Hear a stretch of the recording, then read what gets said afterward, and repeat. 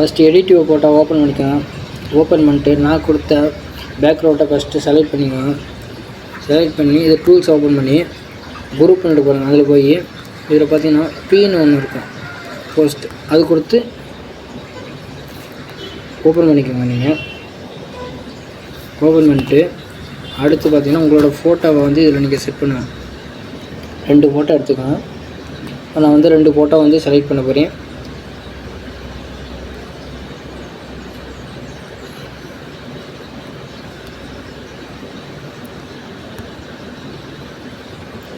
ரெண்டு ஃபோட்டோ நீங்கள் செலக்ட் பண்ணிட்டு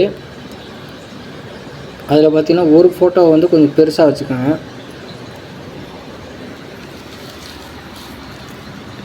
இதோட பேக்ரவுண்டை நான் ரிமூவ் பண்ணிக்கிறேன். அடுத்து இதோட பேக்ரவுண்டையும் நான் ரிமூவ் பண்ணிக்கிறேன். ரிமூவ் பண்ணிக்கிட்டு இந்த ஃபோட்டோவை மட்டும் கொஞ்சம் பெருசாக வைங்க. இது மாதிரி பெருசாக வச்சுட்டு இதை வந்து நீங்கள் எரேஸ் பண்ணிக்கணும். ஹார்ட்னஸ் கம்மியாக வச்சுட்டு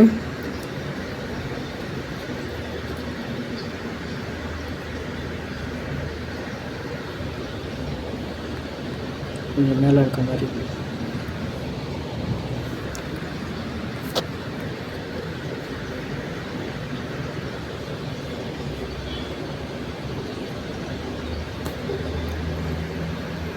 இந்த ஃபோட்டோவை பார்த்தீங்கன்னா நீங்கள் வந்து கொஞ்சம் சின்னமாக வச்சிங்கன்னா போதும்.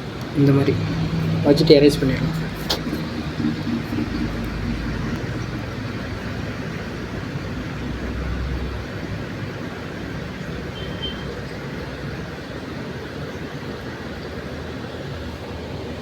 எரேஸ் பண்ணிவிட்டு இதோட வந்து நீங்கள் அட்ஜஸ்ட் பண்ணுங்கள்.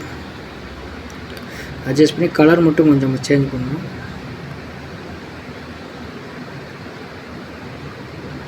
இந்த கலர் ஓகே. அடுத்து பார்த்துட்டிங்கன்னா இதோட பிஎன்ஜி நான் கொடுத்துருக்கேன், அதை வந்து நீங்கள் எடுத்துக்கணும்.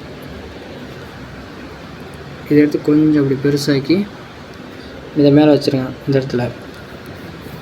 அடுத்து ஆட் ஃபோட்டோ கொடுத்து இன்னொரு பிஎன்ஜி வந்து நீங்கள் வந்து கீழே ஆட் பண்ணுங்க.